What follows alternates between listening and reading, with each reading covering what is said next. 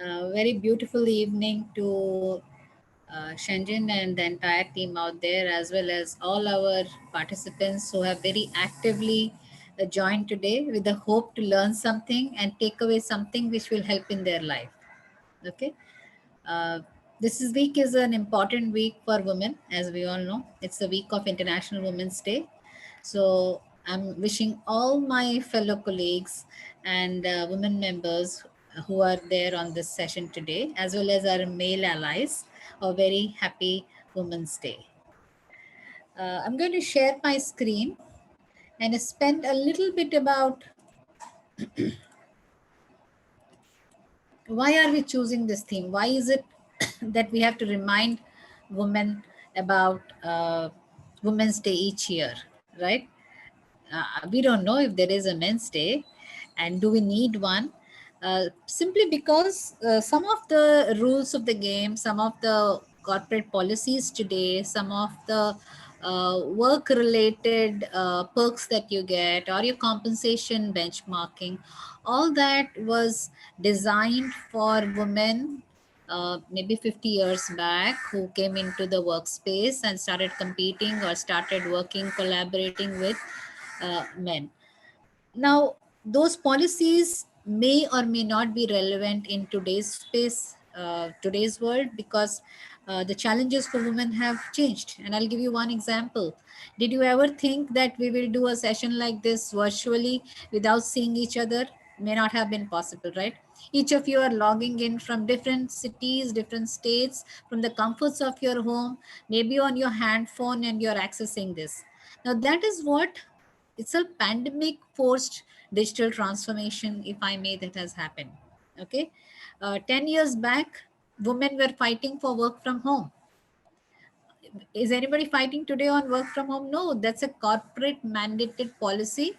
And thanks to the pandemic, there were some benefits as well, that the pandemic forced work from home. So most of us today have a work from home option, and it is become mandatory, so we all can work from the comforts of our home. Now that's the beauty of changing times. That's the beauty of how things can become advantageous even in a global pandemic. We saw that there was light at the end of the tunnel, because we saw that women who complained in the past that they didn't have enough time to travel 4 hours up and down or 2 hours up and down, depending on where they were staying, and they could not take up jobs because they had to take care of their children or seniors, elderly care. So today there are options where women can work from home, and we'll talk a little bit about how women can also be gig workers. Okay, so the theme for this year, guys, girls, is choose to challenge. Okay, what is it that you want to challenge? Now there are two things to it. Sorry, we should not be challenging for the sake of challenging, but challenge to what really is coming your way of being successful. Okay, you could choose to challenge,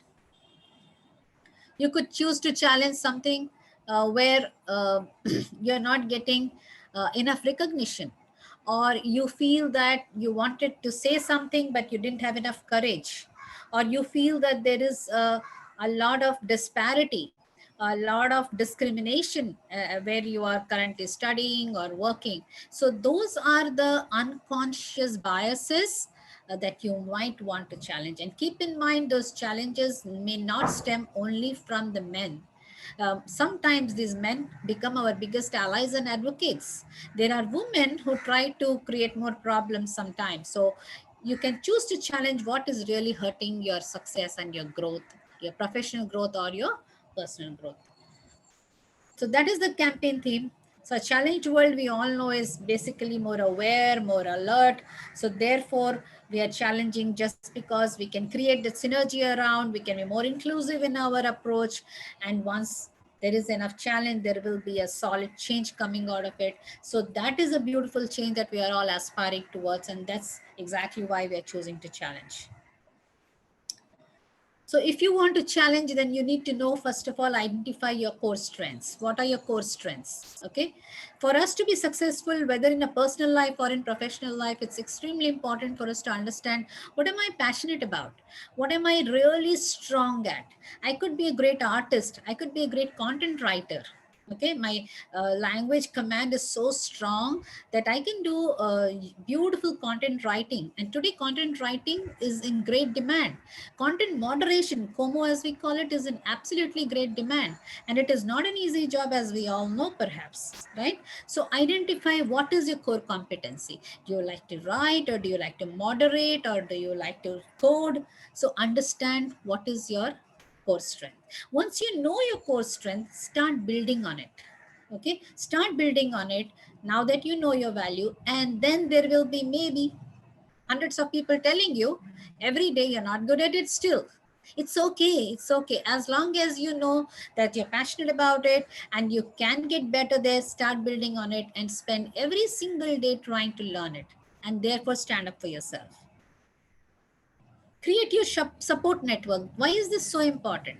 You have to understand, you may have a great career aspiration and you may have an absolutely great core competency. Say you can be a great coder, but if you haven't created your support network, whether at home or at work, you will not be seeing success soon, because behind every successful woman, keep in mind, there is a huge team of people who support her behind the scenes. So ensure that you invest in those people. Okay, at home you ensure you have your spouse. Like they say that investing in a good partner is a good career decision. It's very important, girls. If you haven't really made up your mind on that, please ensure that your partner is equally passionate about your career, understands your career growth plans, understands where is it that your strength lies in and where is that you want to be successful. So therefore, invest in a very good partner, most importantly, and create allies at home, whether it is your family, your brothers, sisters, siblings, your parents, or your in-laws. If you start competing with people around on things that really don't matter, chances are you will be competing in wrong areas. So identify what is it that you want to accomplish, and don't try to be that superwoman. Okay, if somebody can dole out a better dish at home, then you can feel happy about it and praise them, give them the recognition and say, wow, this is great. If you think when you have your children somebody else can help you with their homework, so be it. It's not that we women have to be playing a superwoman role in every sphere of our life. There are some areas where we will not be able to do justice, but it is okay, because you need peace end of the day.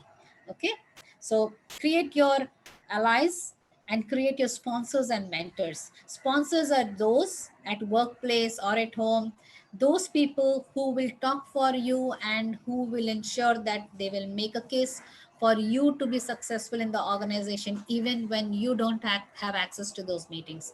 For example, if your supervisor or manager has an opportunity to sit in a board meeting or have an interfacing meeting with the CXOs of the organization, and there is a sudden assignment that comes up, and your manager says, hey, my team member can do it for us, then they are your sponsors.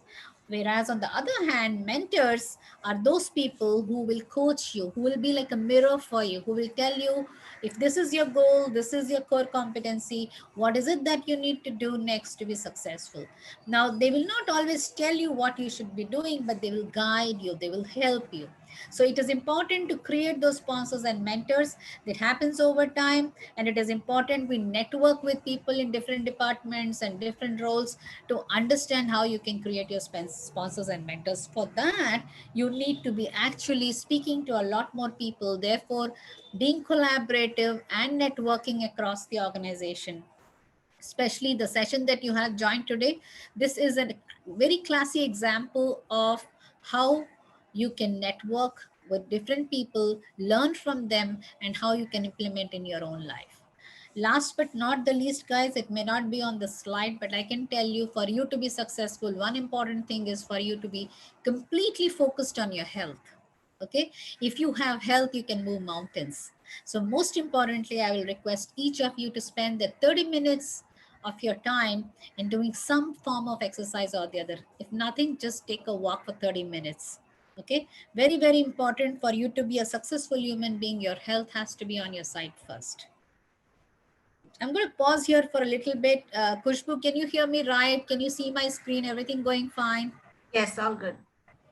Okay, thank you. So here we branch out to the most important topic for today, which is continuous learning. Okay, which is basically upskilling. So why is it that we need to continuously learn? Continuous learning is so important simply because the day we stop learning, that is the day that we stop growing. Okay, and we should never be of the belief that I know it all, have done it all kind of things. Every year you should spend on learning some new skill, whatever it is, like you're picking up a new language, or you're picking up cooking something, or you're learning to dance or draw or whatever, but it is extremely important you keep learning every single day. Okay, live as if you were to die tomorrow, learn as if you were to live forever, guys. That's extremely important. If we have to lead a successful life, upskilling and continuous learning is the only way. Okay, so that actually takes us to the theme for today, which is STEM. I'm sure all of you know what STEM refers to. It is basically those branches under sciences, technology, engineering, and mathematics, which includes careers in physical and life sciences, computer science. And computer science is so huge that it covers absolutely everything. It can cover even the latest AI, machine learning, robotics, everything, math and engineering. Okay, so here is where I want to touch upon a little bit about the gig economy. I'm not sure anybody on the audience understands gig economy. If you can, I'll be very happy if you can just post in the chat window here to make this an interactive session. What is it that you understand from the gig economy? What is it that you learn, understand as a gig worker? Okay, well, it's there on the slide, but anything else that you like to add, it'll be great. And if any one of you have been a gig worker in the past, please share your experience so that others can learn as well. Okay, so I can see some people chat. More like freelancing. Absolutely, Ankita, Arvind. Yes, thank you. Okay, so gig economy basically it's a flexible economy. These are temp jobs. These are jobs that are freelancing, like you said. They often involve connecting with clients or your customers through an online platform, and it can benefit workers, businesses, and all of that. So just give me a moment, please.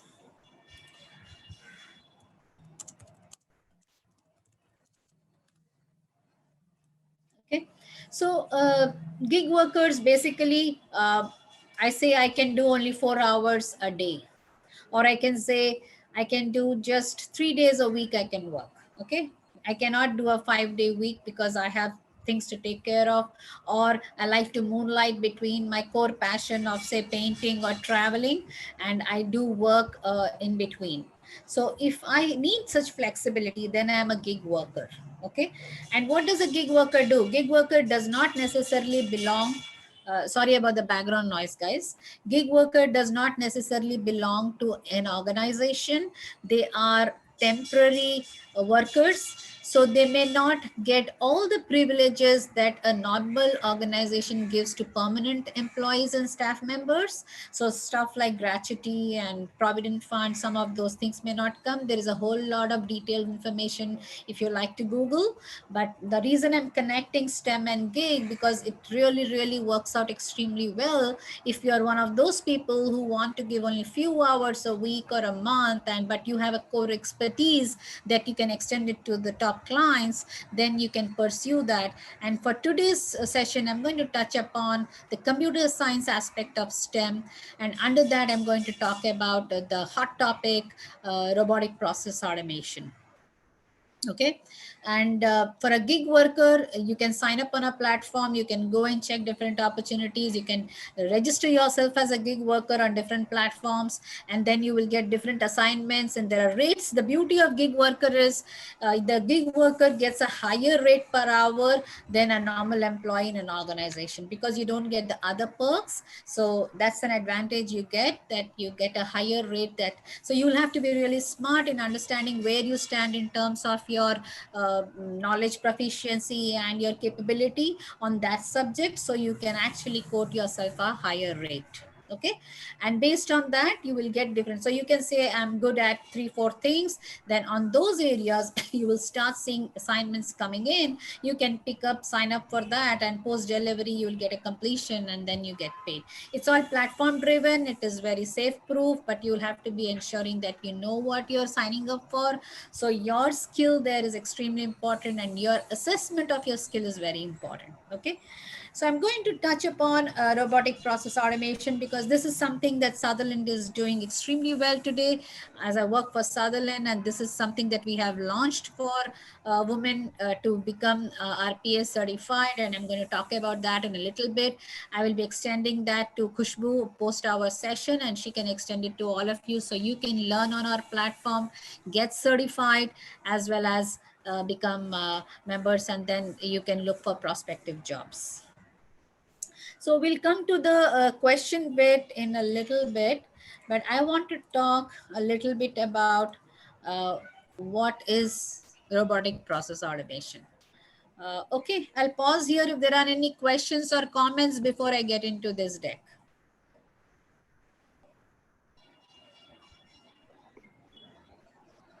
I think you can continue, Banu. There's Okay. nothing in the chat box. Okay. The beauty about automation is, guys, if that is something that is trainable, that can be taught, it can also be automated. Okay. So that's about process automation. In the past, process automation happened in several ways. Like when I was working in my previous firm, NIIT, we have a machine room, and I used to be a faculty. So there were 30 PCs in our lab, and I had to ensure that I make up my computers ready for the next batch of students coming in soon as the previous batch gets over. So I would create a batch file. I would write a small batch file or a macro in a small floppy disk, and I would go and do it individually in all the 30 machines to clean up the machine, get it ready for the next set of students to come in and do their lab exercises. Now, to me, even that is automation. The scale of the automation is different, but that's automation too.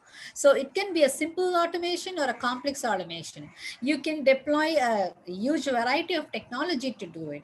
The most relevant and most current technology that we're talking about is use of bots. Okay. Especially when you are doing, say, chatting, online chatting, while you're booking your tickets. For example, you're booking your air tickets. The chances are that you're interacting with the bot there. The first couple of minutes of your transaction is done by a human on the other side. It could be a bot that you're transacting with. So it is so smooth today. It is so seamless today, the entire transaction, that you really do not know the other side is a bot transacting with you or a human being transacting with you. Okay. So that's where the robotics come in. And that's the beauty of robotics. So some of the robots that you're aware of, okay, you have seen the transformers, the cars. Some of you would have developed these themselves, and some new age kids do it very easily today. These are some of the bots that you would have seen, right? So what is automation? Automation is, even if you take a simple car assembly, right? There are different parts of the cars that the products that are shipped from different countries, for example, and then assembled in one place and then sold elsewhere. Now, the assembly today, a big chunk of assembly is getting automated or already automated, as you can see. Likewise, you have digital assistants today, right? You can tell Alexa, tell me what is the weather in, say, Coimbatore today. You can say, I'm planning to travel to Mumbai tomorrow. Tell me how many COVID cases are there in Mumbai. Okay. So Alexa tells you what is the situation, and then Alexa will ask you a series of questions. So where do you want to go in Mumbai? Which district do you going to be, or things like that. And then it will have a nice, beautiful conversation. It will give you the information that you need. You have seen Tesla automated cars, right? And the beauty is that there is a cafe at your home, like you have your own bar, you can have your own cafe where punch of a buttons you can say how much milk you use, or you use have black tea or a black coffee, stuff like that, and then your coffee is ready. So these are all digital assistants that are helping your life get better. They are helping you live a more meaningful life by actually lifting your efforts in living, from doing your mundane chores to a more meaningful life, perhaps. Okay, so if Alexa can do a web check-in for me and I don't have to do it myself, that's the beauty of the time that it gives me back, so I can live effortlessly. Okay, we don't need physical bodied secretaries anymore. Alexa can be trained perhaps to be your secretary. So guys, this is also a type of automation. Then what is robotic process automation? Basically, robotic is an entity which has the capability to replicate what a human being can do. Okay, so if a human being can do a series of tasks, for example, those tasks, if it is defined and meaningfully explained, that the robot can pick it up. So the process of identifying those steps and leading it to a converting into a meaningful activity is what happens automatically. That is whole robotic process automation. So you basically understand what are the tasks. If it is a task of making coffee, okay, what do? First you take a vessel, put some water in it, then you put add milk, then you add sugar, and towards the end you bring it to a cup and add your coffee and you mix it. So these are the series of steps. So what it does is, it basically you define the series of steps in a sequence. That is the process, and then you have the robot pick it up, and then it gets automated, and that's how the robot delivers it for you. Okay, so why do we need to do robotic process automation? Because when you have a particular business model where you're using say 100 people, there is tardiness. People, there will be absenteeism, because end of the day we're dealing with people, and there may be human errors. Okay, we are all human beings. I've had a good day, my delivery is 120%. I've had a bad day, I do only 60%, and I have say 20% of errors. Okay, so one is I can reduce the dependency only on the labor mix and have a blended mixed model of robotics as well as human beings. So my reliability is much better. Bhanu can work only say 12 hours a day. But if you have a bot that can mimic what Bhanu does, then the bot can work 24 bar 7 effectively without feeling tired or thirsty or needing for sleep break, right? And robotics, of course, it reduces the manual intervention, it reduces your costs. So it's a cost cutting technology. And the important part is that you really do not need too much of a hardcore programming. You don't need to write endless code. So that is something I want everybody on this call to understand, that for you to be an RPA specialist, you're meaning specialist is coming later, but if you want to be a beginner also, you don't need to write too much of a code by yourself. Okay, the biggest benefit, guys, of RPA is accuracy. Our clients love it, you and I love it. We need accuracy, right? So there is a faster productivity rate, there's compliance for any audit that happens, and there is consistency. That's what our clients love it. When somebody can, when Bhanu delivers, okay, maybe my consistency is good on Monday, Tuesday, and Wednesday. Come Friday, I'm tired, so my consistency drops and I'm producing more errors, and so therefore quality on day 1 and quality on day 5, there is a deviation. But with bots, you don't have a challenge like that. There is consistency in what you do. So I hope everybody understands the big benefit for business why RPA.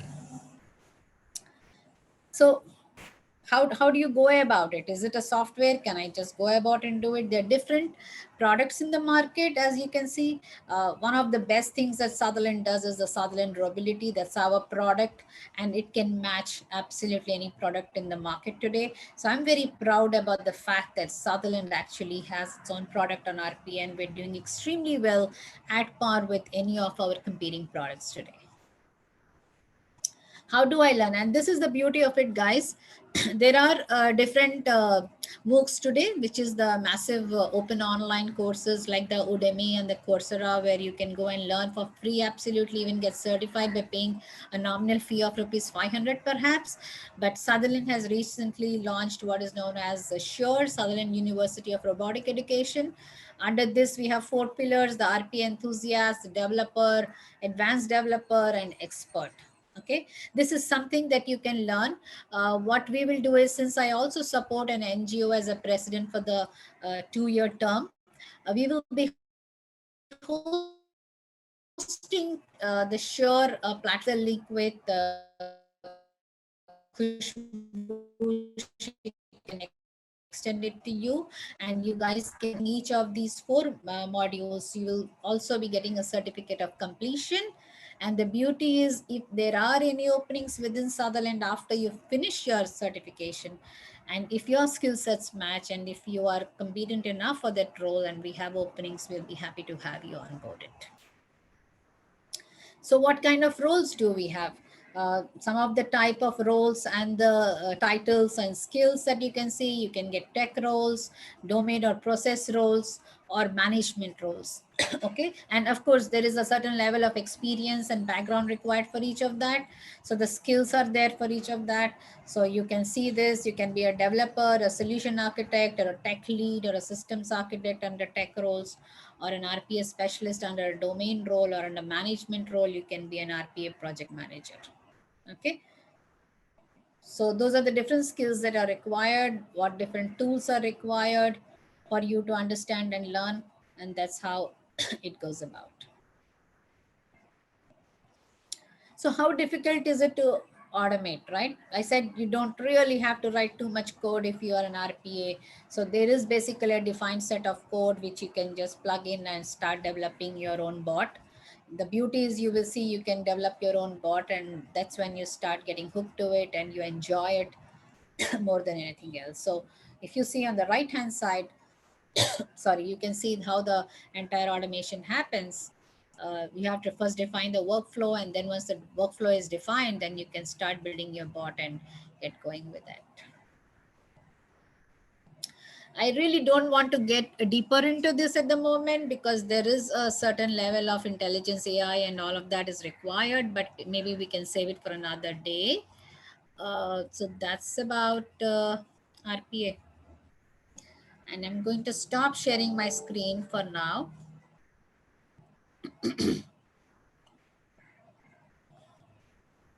So Khushbu, I don't know if I ran too fast, but if there are any questions that anybody has, we can take. Can any process, Arvind has a question, can any process be 100% automated? Arvind, it all depends. I cannot say, see, for example, you take the airline example, okay? The first couple of minutes today is handled by a bot. Say you go and try to book your tickets on even Indian Railways, for example. Okay, they will be run on bots. Can it be 100% automated by way of bots? Not necessarily, because at the other end you're dealing with a human being, right? And that human being will have a certain expectation, a different problem. So therefore it depends on the complexity of the process. Okay, if a process is simple, maybe it can be 100% automated. If a process is very complex, then it can be partially automated and partially human being driven. But the beauty here is, that is what you will do as an RPA manager. When you're an RPA manager, then organization comes to you and says, can you automate this for me? You will do what is known as a discovery. You're going to check whether this can be automated or not. If automation, what extent can I automate? Can it be done 10%, 20%? Depends. So it all depends on how complex the current task is, and post discovery, we will identify whether it can be automated and to what extent. So the answer depends purely on the type of the process. How do we understand the map, the success of automation? See, the success or failure of an automation is if I'm doing a particular task using, say, 100 people. Okay, and I have automated the first few simple to do things like us getting details of the customer. Okay, what's your name, your address, your details, and then where is it that you want to travel today. Some of the basic information, demographic profile, if I may, you have captured from the customer. Okay, that is very simple one, so you can do that on your automation. Now you can put few bots, so instead of 100 human beings, say you have now 70 humans, and then you say have a 30% bot implementation. Okay, now when you know that your process is working smoothly, and you know that the ticketing process, the demographic collection of the passengers is happening smoothly in our example, then you know that your bots are successfully working. Sometimes the bots can communicate within themselves. So there is a different, algorithm that goes into it. And we saw the famous Facebook example, right? So we know that sometimes the bots can create, they can create. It depends on how the challenging the process is, but then there can be issues. Simple things like, for example, there are network sniffers. You are on Facebook and you suddenly see a ad popping up to you, and then it says that you can chat live with our agents. So when you're chatting, the first few minutes you're actually chatting with the bot there, up until your really human chat person comes online and helps you for it. Okay, does Sutherland University has any accreditation? Yes, there is a certificate. The certification will be valid only within Sutherland at the moment. Okay, but the beauty is if you have done your RPA course and you're certified and you know your subject and you go for any interview, even if it is certified by Sutherland, and you're able to demonstrate that knowledge and your capability, that's good enough, right, to pick a job. So that's how it is.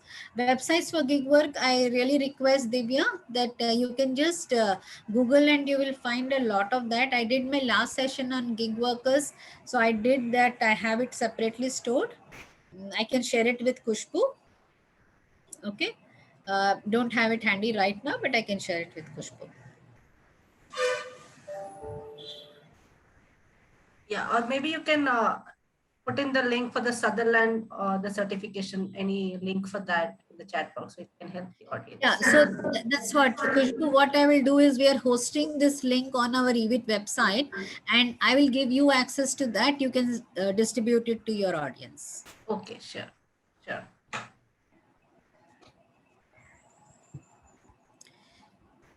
Any other questions?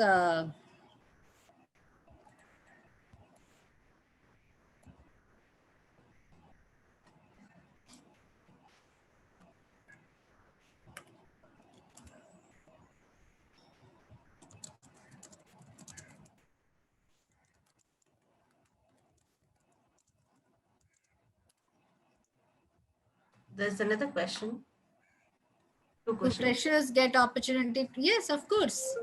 So see, that's the beauty of gig workers, right? You don't have to be a specialist or a very tenured person to become a gig worker. You basically, the drive for gig work is coming purely because you have a time constraint, right? You have some other thing going on. You're maybe perhaps moonlighting with another role or responsibility. So therefore, you cannot give your full time to the organization. So whether you're a fresher or a tenured, you can definitely embrace gig work. Yes, Ankita, that's a good question. A lot of people ask that I'm not a techie, but can I pursue RPA?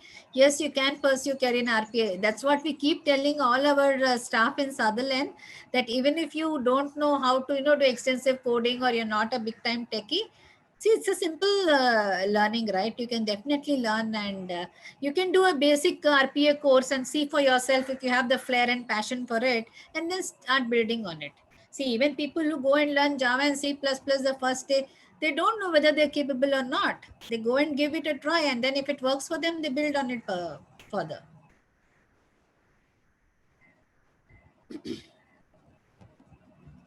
Yes, so Bhanu, I have a question here. So continuing with Ankita's question, how can an individual or a woman look to bridging the gap when they don't come from certain background? Obviously, they have certain bias in their mind that they cannot do it, but otherwise, how can they bridge the gap? See, that's a brilliant question, and that's exactly where choose to challenge comes in, right? See, I say for example, I have been a trainer all my life. Okay, I have seen people, women who have been school teachers. Okay, school teachers who have become some great coders, and there are teachers who are not teaching computer science in the school. So you can say, oh, maybe they were teaching computer science, that's why they could explore it further. No, they were not even teaching computer science in school, they were teaching perhaps some other subjects, but they went, they invested. See, the beauty today is learning is free. Okay, in the past you had to pay a lot of money to learn. This, you still have so many other apps, like, you know, who will help you learn, but the most important thing, like Sutherland is extending this entire RPA learning. Likewise, you can go check out Udemy and Coursera. I'm just typing it here. If you guys don't know Udemy and Coursera, these are some of the massive open online learning portals. You can go and learn, and sometimes the certification is also free, or you have to just pay 500 rupees to get certified. As simple as that. Now you do, to your earlier question, Ankita, you do the basic program on RPA and then see for yourself, are you loving it? Do you have the flair for it? Do you have the passion for it? Do you think that you can create a career for yourself in RPA? Then go for the next module. You get what I'm saying? Build upon it. So to coming back to Kushbu's question, even if you come from a different background, even if you have, you're not as young and agile, and say you are in your late 40s or something, and you want to embrace learning, I still feel you can do it. There is no limit to learning, I would say. Never. You can learn at any point in time, and these things are very simple today. It's freely available, it's up to your own will. You create time for it, move away from your WhatsApp and your other distractions, and spend time on this learning every day. Invest an hour. Okay, and challenge yourself that you can learn. You will do this year. 2021 is going to be a game changer year for yourself. You're going to invest in your learning. So you can come from any background, you can come at any age. There is no limit, you can learn. Thank you for the answer. No problem.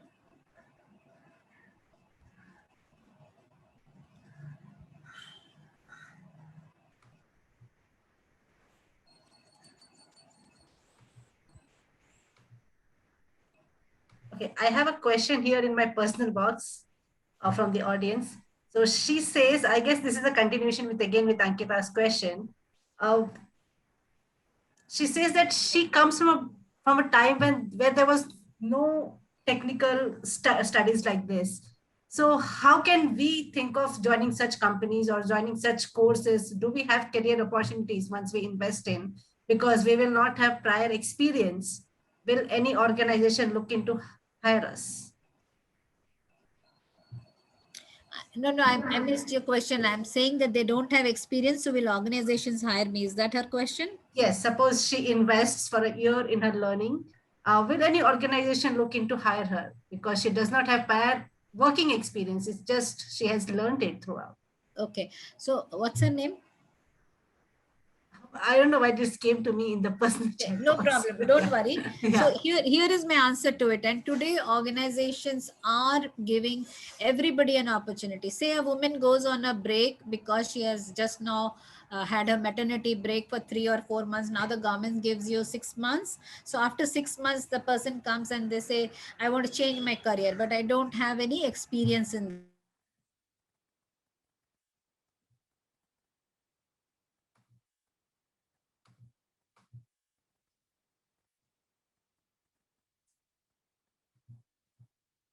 Upskill myself, and here I am after a year, but I want a job.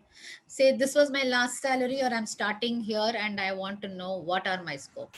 I am telling you, there are organizations, including my own organization, is looking at people who have taken sabbatical and coming back after that, either for elderly care or for child care or whatever, and they are getting an opportunity today to get a job. So if you have the skill, you have the right attitude, and you're showing a certain degree of confidence and passion to go work and make a career for yourself, you have it. Doesn't matter. You took a year break or 2 years break, or you don't have the background, doesn't matter. Fill yourself with the confidence, and confidence comes from learning. And that's why I started with Choose to Challenge, saying learning is very important. Learn as if you're going to live forever. So forever, if we have to live, I need to earn my bread, right? So for that, I need to have certain level of skills. So therefore, I need to learn. And nobody can take away the learning from you.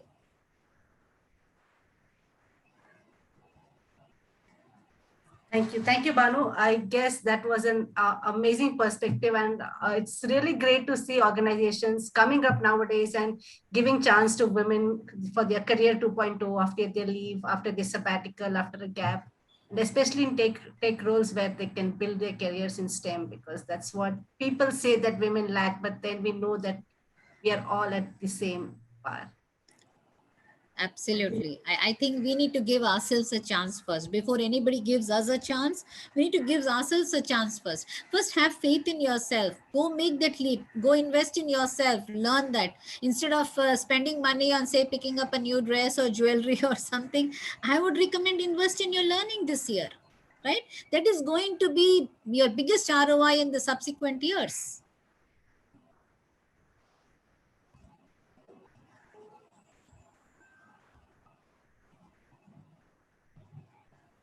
Any more questions, ladies? Guys, anybody who has any more questions, any feedback, anything? I hope you found the session useful.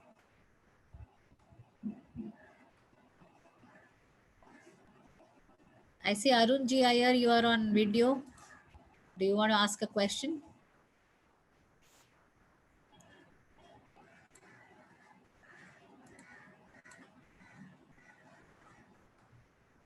Yeah, Thank you, Ankita. Any feedback?